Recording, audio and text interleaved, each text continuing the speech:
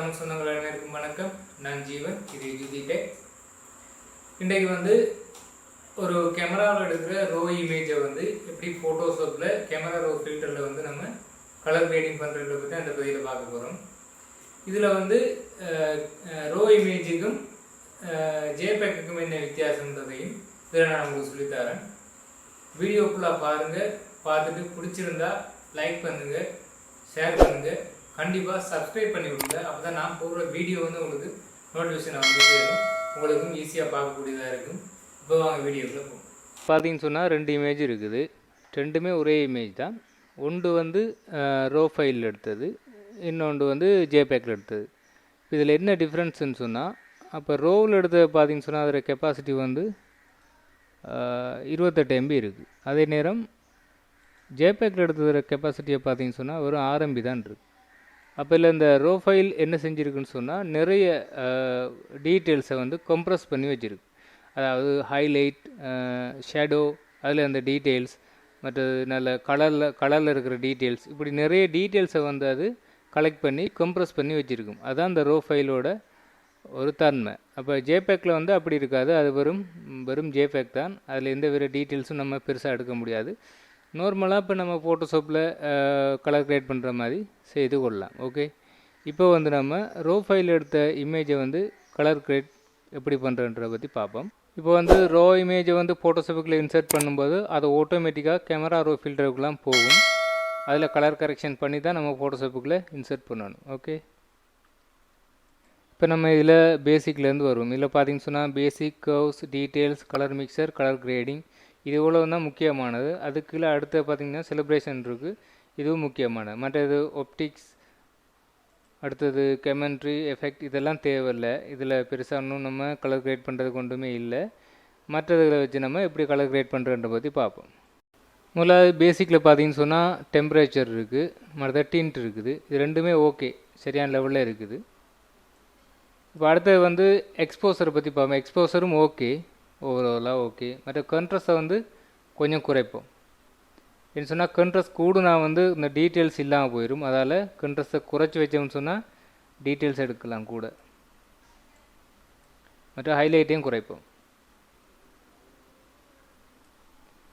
Shadow, இந்த shadow black, ரெண்டுக்கும் என்ன வித்தியாசம்னு சொன்னால் ஷேடோவில் வந்து டீட்டெயில்ஸ் இருக்கும், பிளாக்கில் வந்து டீட்டெயில்ஸ் இருக்காது. இப்போ இந்த முடி ஆக டார்க்காக இருக்கிற பகுதியில் வந்து பிளாக் கவர் பண்ணும். இந்த கழுத்து பகுதிகள், இந்த ஃபேஸில் இருக்கிற சைடில் இருந்து தெரிகிற டார்க்கான பகுதியில் வந்து இந்த ஷேடோ கவர் பண்ணும். அப்போ எதை அட்ஜஸ்ட் பண்ணால் சரியாக வரும்ன்ற நீங்கள் பார்த்து விளங்கிக்கோங்க. இப்போ நான் அட்ஜஸ்ட் பண்ணும்போது பார்த்தீங்கன்னு சொன்னால் உங்களுக்கு விளங்கும். அடுத்து வந்து டெக்ஸ்டூரெல்லாம் நம்ம அட்ஜஸ்ட் பண்ண தேவையில்லை. இதில் ஓகே, டெக்ஸ்டூர் அவ்வளோ பெருசாக தேவையில்லை, கிளாரிட்டி எல்லாம் ஓகே. இப்போ அதுக்குள்ளே பார்த்தீங்கன்னு சொன்னால் வைப்ரன்ஸ் இருக்குது, சேச்சுரேஷன் இருக்குது. இதில் வைப்ரன்ஸ் வந்து நம்ம ஃபேஸில் உள்ள மிட் டோன்ஸ், அதாவது ஃபேஸ் மாதிரியான மிட் டோன்ஸை வந்து கவர் பண்ணுறதான் வந்து இந்த வைப்ரன்ஸ். சேச்சுரேஷன்ன்ற வந்து ஓவராலாக அந்த பிக்சரில் இருக்க முழு கலரையுமே வந்து கூட்டி விட்டுரும். சேச்சுரேஷன் அவ்வளோ நமக்கு தேவையில்லை. சேச்சுரேஷன்ற வந்து எந்தளவு கலருன்றதான் சேச்சுரேஷன். வைப்ரன்ஸ்ன்ற வந்து மிட் டோன்ஸ், அதாவது ஒரு ஃபேஸ் மாதிரியான ஒரு கலரை வந்து நம்ம கலர் கிரியேட் பண்ணுறதுக்கு வைப்ரன்ஸ் பாவிக்கலாம். ஓகே, இப்போ நான் வந்து வைப்ரன்ஸை கொஞ்சம் கூட்டுறேன். இப்போ ஓகே. அடுத்தது கர்வ்ஸ். இதில் பார்த்தீங்கன்னு சொன்னால் நம்ம நார்மலாக ஃபோட்டோஷாப்பில் பாவிக்கிற கர்வ்ஸும் இருக்குது. அதே நேரம் இதில் பாருங்கள் ஹைலைட், லைட், டார்க், ஷேடோ, இந்த மாதிரியான விஷயங்கள் அட்ஜஸ்ட் பண்ணுறதுக்கும் இதில் வந்து இருக்குது. இதில் சின்ன ஒரு மூவிங் அட்ஜஸ்ட் பண்ணுற ஐக்கான் ஒன்று வச்சுருக்காங்க. இதில் அதை கிளிக் பண்ணி நீங்கள் எந்த இடத்துல மவுஸை கிளிக் பண்ணி இழுக்கிறீங்களோ அந்த இடத்துல வந்து அது வந்து அட்ஜஸ்ட் ஆகும். எந்த அளவுக்கு நீங்கள் உங்களுக்கு இதில் ஹைலைட், ஷேடோ இதுகளுக்கு தேவையோ நீங்கள் ஒவ்வொன்றையும் அந்த இடத்துல வச்சு நீங்கள் அட்ஜஸ்ட் பண்ணிக்கொள்ளலாம். அட்ஜஸ்ட் பண்ணும்போது பார்த்தீங்கன்னு சொன்னால் கீழே வந்து எந்தெந்த இடம் அது அட்ஜஸ்ட் ஆகுதோ அது வந்து மூவ் ஆகும், அந்த பார் வந்து மூவ் ஆகும். ஓகே, அதே மாதிரி இதில் வந்து கர்வ்ஸில் பாருங்கள் இது இருக்குது, RGB கலர் இருக்குது. அது உங்களுக்கு தேவைன்னு சொன்னால் நீங்கள் அட்ஜஸ்ட் பண்ணலாம்.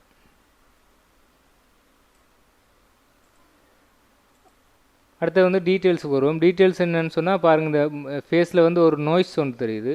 அப்போ இந்த நாய்ஸ் ரிடக்ஷனை வச்சு நம்ம அதை இல்லாமல் பண்ணலாம்.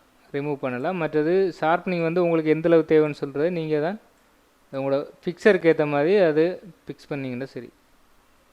அடுத்தது ஒரு முக்கியமான இது ஒன்று கலர் மிக்சர். இதில் பார்த்தீங்கன்னு சொன்னால் HSLன்னு இருக்குது, அதாவது ஹியூ, சேச்சுரேஷன், லூமினஸ். இதால் வந்து HSL. அதே மாதிரி இதுக்குள்ளே கலரும் இருக்குது. ரெண்டுமே ஒரே வேலையை தான் செய்யுது.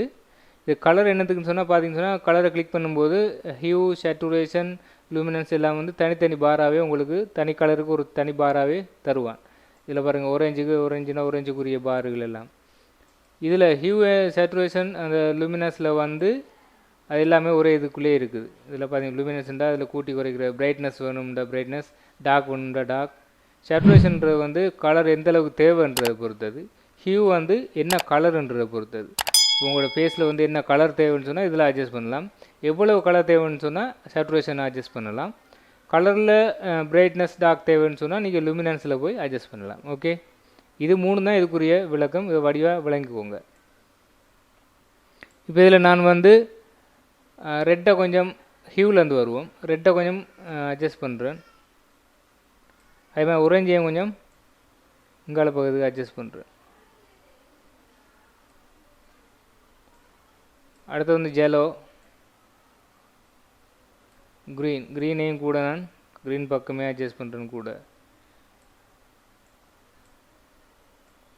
குவாஸ்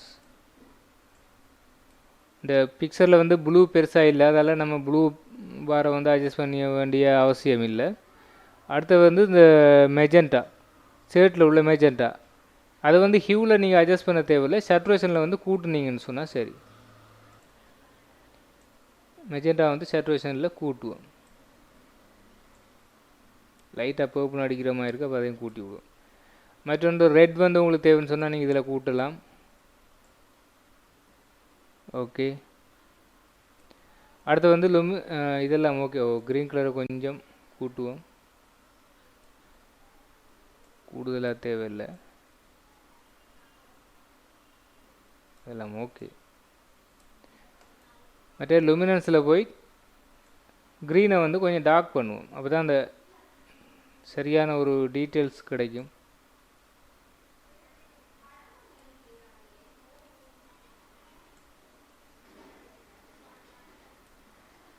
இப்போ பார்த்தீங்கன்னு சொன்னால் இதில் கலர் மிக்சரில் வந்து கூடுதலாக எல்லாமே அட்ஜஸ்ட் பண்ணியாச்சு. அதுலேயும் பாருங்கள் ஒரு ஐக்கான் வந்திருக்கான். உங்களுக்கு தேவையான கலரில் வச்சு நீங்கள் அட்ஜஸ்ட் பண்ணும்போது இங்கே வந்து கலர் மூவ் ஆகும். இதை கிளிக் பண்ணிவிட்டு எந்த கலரில் வச்சு நீங்கள் அட்ஜஸ்ட் பண்ணுறீங்களோ அந்த கலர் என்ன சேச்சுரேஷன் தேவையா இல்லையான்றதெல்லாம் இதில் அட்ஜஸ்ட் பண்ணி நீங்கள் எடுத்துக்கொள்ளலாம். ஓகே, அதுக்கான ஐக்கான் தான் இது. அடுத்தது கலர் கிரேடிங். இதுலேயுமே வந்து 3 ஆப்ஷன் இருக்குது. மிட் டோன்ஸ் இருக்குது, ஷேடோ இருக்குது, ஹைலைட் இருக்குது. இதில் வந்து உங்களுக்கு எதில் என்ன கலர் நீங்கள் அப்ளை பண்ண போகிறீங்களோ அதை நீங்கள் இதில் அட்ஜஸ்ட் பண்ணலாம். மிட் டோன்ஸில் ப்ளூ அட்ஜஸ்ட் பண்ண போகிறீங்கன்னு சொன்னால் ப்ளூ கொடுக்கலாம். இது வந்து சேச்சுரேஷன், இது இந்த பாயிண்ட் வந்து சேச்சுரேஷனுக்குரியது. இது வந்து ஹியூ, அதே மாதிரி இது வந்து பிரைட்னஸ். இதில் வந்து பாருங்கள் இது பிளெண்டிங். அந்த பிளெண்டிங் தான் ரெண்டு மிக்ஸ் ஆகுறதுன்ற அர்த்தம். மற்றும் பேலன்ஸ், அது எந்த அளவுக்கு பேலன்ஸ் பண்ண போகிறீங்க, எந்த அளவுக்கு பேலன்ஸ் தேவைன்றது நீங்கள் அதில் அட்ஜஸ்ட் பண்ணி பார்க்கலாம். இப்போ நான் ஹைலைட்டில் வந்து கொஞ்சம் ப்ளூ சேர்க்குறேன், சேர்த்துட்டு அதை கொஞ்சம் பிளெண்ட் பண்ணுறேன் இதில் கொஞ்சம். ஓகே, ஒப்டிக்ஸ் தேவையில்லை, கமெண்ட்ரி தேவையில்லை, எஃபெக்ட் தேவையில்லை. இதுவும் ஒரு முக்கியமான செலிப்ரேஷன்றது வந்து ஒரு முக்கியமான இதான். கலரை வந்து அந்தளவுக்கு ஒரு கிரேஸ்ஃபுல்லாக ஒரு அழகாக பார்க்குறதுக்கு மாற்றி விடும். பார்த்தீங்கன்னு சொன்னால் தெரியும். ஆனால் அதை அளவுக்கு அதிகமாக கூட்டக்கூடாது. இப்போ இதெல்லாம் வந்து ஜேபேக்கில் செஞ்சிங்கன்னு சொன்னால் இந்த அளவுக்கு கலர் கிரேட் பண்ணவே முடியாது. அது இந்த அளவுக்கு வந்து அந்த கலரை அட்ஜஸ்ட் பண்ண முடியாது. என்ன காரணம்னு சொன்னால் அது வெறும் ஜேபேக் தான். அது வந்து ஒரு பெரிய அளவில் கலர் கிரேட் பண்ணவே முடியாது ஜேபேக்கில். இதில் வந்து கம்ப்ரஸ்டாக இருக்கிறதால நம்ம வந்து கூடுதலாக தேவையான கலரை பாருங்கள். இப்போ நான் வந்து ரெட் கலரை அட்ஜஸ்ட் பண்ணும்போது இந்த ஃபேஸில் வந்து டிஃப்ரென்ஸ் தெரியும் உங்களுக்கு. பாருங்கள், இப்போ இந்த கலர் உங்களுக்கு எது தேவை, தனித்தனி கலரை நீங்கள் அட்ஜஸ்ட் பண்ணி பார்த்துக்கலாம். அதான் ஹியூவில் வந்து தனி கலரை வந்து நீங்கள் சேஞ்ச் பண்ணலாம். கலர் என்ன கலர் தேவைன்னு சேஞ்ச் பண்ணலாம். இது வந்து சேச்சுரேஷன் எந்த அளவுக்கு கலர் தேவை. ஓவராலாக நான் வந்து எல்லாமே இதில் அட்ஜஸ்ட் பண்ணிட்டேன். இது பிறகு வந்து நம்ம ஓகே கொடுத்து ஓப்பன் பண்ணிவிட்டு அடுத்தது ஃபேஸ் ஃபில்டர் போட்டால் சரி. இப்போ இதில் பார்த்தீங்கன்னு சொன்னால் ஓப்பன் ஆப்ஜெக்ட்னு இருக்குது. ஓப்பன் ஆப்ஜெக்டில் ஓப்பன் பண்ணும்போது ஸ்மார்ட் ஃபில்டரோடு ஓப்பன் ஆகும். திரும்பியும் வந்து நீங்கள் ரீகரெக்ஷன் பண்ணலாம். இதில் வந்து பாருங்கள் ஓப்பன் இருக்குது, ஓப்பன் அஸ் ஆப்ஜெக்ட்னு இருக்குது, மற்றது ஓப்பன் அஸ் கோப்பின்னு இருக்குது. வெறும் ஓப்பனில் கொடுத்தீங்கன்னு சொன்னால் அது ஜேபேக்காக மாற்றி ஓப்பன் ஆக்கி விட்டுரும். திரும்பி கரெக்ஷன் பண்ண முடியாது. ஓப்பன் அஸ் ஆப்ஜெக்டில் ஓப்பன் பண்ணிங்கன்னு சொன்னால் ரீகரெக்ஷன் பண்ணலாம். திரும்பியும் கிளிக் பண்ணும்போது நீங்கள் எப்படி அட்ஜஸ்ட் பண்ணி வச்சுருந்தீங்களோ அதே அட்ஜஸ்ட்மெண்ட்டோடு அது ஓப்பன் ஆகும். இப்போ இதில் பார்த்தீங்கன்னு சொன்னால் வந்துட்டு இப்போ திரும்பி ரீகரெக்ஷன் பண்ணணும் அப்படின்னு சொன்னால் நீங்கள் இந்த இருக்குது ஒரு ஐக்கான் ஒன்று இருக்குது, ஸ்மார்ட் ஃபில்டர் ஐக்கோடு, அதில் வச்சு கிளிக் பண்ணால் திரும்ப அது கேமரா ரோ ஃபில்டருக்குள்ளே போயிடும். இப்போ பார்த்துங்க கேமரா ரோ ஃபில்டருக்குள்ளே வந்துட்டு நீங்கள் திரும்பி இதில் ஓகே எல்லாம் கரெக்ஷன் பண்ணிவிட்டு ஓகே கொடுத்தீங்கன்னு சொன்னால் உள்ளே வந்துடும். இப்போ நீங்கள் வந்து ஒரு நார்மல் ஜேபேக்கை வந்து கேமரா ரோ ஃபில்டரில் செய்யணும்னு சொன்னால் ஃபில்டருக்குள்ளே போயிட்டு இதில் பாருங்கள் கேமரா ரோ ஃபில்டர்ன்று இதை கொடுத்தீங்கன்னு சொன்னால் அது ஓட்டோவாக அந்த பிக்சரை கேமரா ரோ ஃபில்டருக்குள்ளே கொண்டு வரும். நீங்கள் கலர் அட்ஜஸ்ட் பண்ணலாம். ஆனால் அந்த ரோ ஃபைல் எடுக்கிற பிக்சர் மாதிரி நீங்கள் அட்ஜஸ்ட் பண்ண முடியாது. ஓகே, அடுத்து வந்து நீங்கள் ஃபேஸ் ஃபில்டர் போட்டு ஃபேஸை வந்து இன்னும் கொஞ்சம் பிரைட் பண்ணலாம். இப்போ நமக்கு இவர் ஃபேஸில் கொஞ்சம் ஒரு பிரைட்னஸ் தேவை. அப்போ கொஞ்சம் இதில் ரீகரெக்ஷன் பண்ணுவோம். இப்போ பார்த்தீங்கன்னு சொன்னால் வந்துட்டு இப்போ அதுக்கு ரீகரெக்ஷன் பண்ணுறதுக்குன்ற ஒரு இது இருக்குது. இதில் பார்த்தீங்கன்னா நம்ம அட்ஜஸ்ட் பண்ணலாம் அப்படியே இருக்குது. இப்போ இதில் பாருங்கள் ரேடியல் ஃபில்டர்னு ஒன்று இருக்குது. அது வந்து நம்ம தனிப்பட்ட ஒரு பகுதியை குறிப்பிட்ட பகுதியை மட்டும் தேவையான அளவுக்கு நீங்கள் அதை கிளிக் பண்ணி அட்ஜஸ்ட் பண்ணி சரி உங்களுக்கு எந்த பகுதியில் நீங்கள் கலர் கிரேட் பண்ணணுமோ அதை தனியாக அப்படியே கவர் பண்ணி செய்யலாம். உங்களுக்கு எந்த அளவுக்கு ஃபிதர் வேணுமோ இந்த இருக்குது, இதில் ஃபிதர் தேவையான அளவுக்கு ஃபிதர் கொடுக்கலாம். ஓகே, அதே மாதிரி இதுலேயும் டெம்பரேச்சர் இருக்குது, டிண்ட் இருக்குது, எக்ஸ்போசர் இருக்குது. எது எது அதில் தனியாக அட்ஜஸ்ட் பண்ணணுமோ நீங்கள் அட்ஜஸ்ட் பண்ணிக்கொள்ளலாம். கொஞ்சம் எக்ஸ்போசர் இதில் இப்போ குறைக்கலாம்னு நினைக்கிறேன். ஓகே, இன்னும் கொஞ்சம் இது கீழே எழுப்பேன்.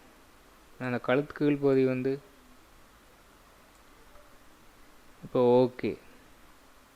எங்கெங்கே தேவையோ நீங்கள் திரும்ப திரும்ப இன்னொரு இது கொடுக்கும்போதும் தேவையான பகுதிக்கு இன்னொரு இதுவும் கொண்டு வரலாம். இப்படி தேவைன்னு சொன்னால் இன்னொன்றும் கொண்டு வரலாம். எவ்வளோத்துக்கு தேவையோ அவ்வளோத்துக்கு கொடுக்கலாம். கொடுத்துட்டு நீங்கள் ஓகே. பிறகு நீங்கள் பார்த்தீங்கன்னு சொன்னால் அந்த நேத்தோட செய்தியில் வந்து பாயிண்டாக காட்டும். எந்த பாயிண்ட்டை நீங்கள் திரும்பி அட்ஜஸ்ட் பண்ண போகிறீங்களோ அந்த பாயிண்ட்டை கிளிக் பண்ணிங்கன்னு சொன்னால் அதுக்குரிய இதுகள் வந்து இதில் வந்துடும். பார் ஆப்ஷன் வந்துடும். நீங்கள் அட்ஜஸ்ட் பண்ணலாம். எதுக்கு வேணும்னு சொன்னால் அட்ஜஸ்ட் பண்ணிக்கொள்ளலாம். ஓகே, இப்போ ஓவராலாக நம்ம எல்லாமே அட்ஜஸ்ட் பண்ணியாச்சு. ஓகே, இப்போ நான் வந்து இதை ஓகே கொடுத்து ஓப்பன் பண்ணுறேன். இப்போ பார்த்தீங்கன்னு சொன்னால் பிரைட்டாக இருக்குது, அழகாக இருக்குது. எந்தளவுக்கு இந்த ரோ ஃபைலை வச்சு இவ்வளோ அழகாக கலர் கிரியேட் பண்ணலாம்ன்றதை பற்றி உங்களுக்கு விளங்கியிருக்கும்னு நினைக்கிறேன். நீங்களும் ஒரு ரோ ஃபைல் எடுத்து செய்து பாருங்கள். அதே மாதிரி ஜேபேக்கையும் எடுத்து செய்து பாருங்கள். டிஃப்ரென்ஸ் வந்து உங்களுக்கு விளங்கும். ஓகே, இதுக்கு ஃபேஸ் ஃபில்டர் போடக்குள்ளே இன்னும் அழகாக வரும். நான் வந்து ஃபேஸ் ஃபில்டரை பற்றி ஏற்கனவே வீடியோ போட்டிருக்கேன். பார்க்காதவங்க நீங்கள் அதில் ஃபேஸ் ஃபில்டர் 2 விதமாக செய்யலாம். அதையும் நான் போட்டிருக்கேன், பாருங்கள். ஓகே ஓகே ஃப்ரெண்ட்ஸ், வீடியோவை நல்லா பார்த்துருப்பீங்கன்னு நினைக்கிறேன். ஒரு தடவை 2 தடவை பாருங்கள். பிடிச்சிருந்தா லைக் பண்ணுங்கள், ஷேர் பண்ணுங்கள், சப்ஸ்கிரைப் பண்ணி விடுங்க. கூடவே அந்த பெல் பட்டனை தட்டி விடுங்க. அப்போ தான் நான் போடுற வீடியோ வந்து நோட்டிஃபிகேஷன் கிடைக்கும், உங்களுக்கு பார்க்குறதுக்கு ஈஸியாக இருக்கும். இன்னொரு வீடியோவில் உங்களை சந்திக்கிறேன். பாய்.